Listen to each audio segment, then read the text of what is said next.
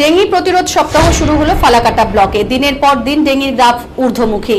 পুজোর আগে ডেঙ্গির সংক্রমণ কমাতে আয়োজিত হলো বিশেষ সচেতনতামূলক শিবির।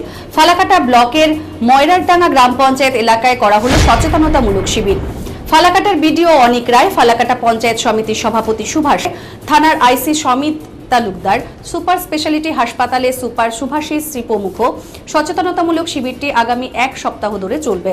বিডিও জানিয়েছেন, বিশেষ করে সচেতন করতেই এই শিবির। তাদের ডেঙ্গি সম্পর্কে সচেতন করতে বিভিন্ন নির্দেশও দেওয়া হয়েছে। ফালাকাটা ব্লকের ভিডিও, আমার নাম অনিক রায়।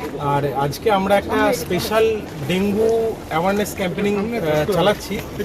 আমরা এখন ময়রাডাঙ্গা গ্রাম পঞ্চায়েতে আছি এবং যেহেতু পশ্চিমবঙ্গের বিভিন্ন জায়গাতে এখন ডেঙ্গুর অনেক প্রকোপ দেখা দিচ্ছে, সেই জন্য যাতে আমাদের ব্লকে এই মুহূর্তে ডেঙ্গুর কাউন্ট যাতে আর না বাড়ে এবং মানুষ যাতে সুস্থ থাকে, সেই জন্য আজকে একটা স্পেশাল ড্রাইভ এবং এটা আমাদের আগামী এক সপ্তাহ চলবে।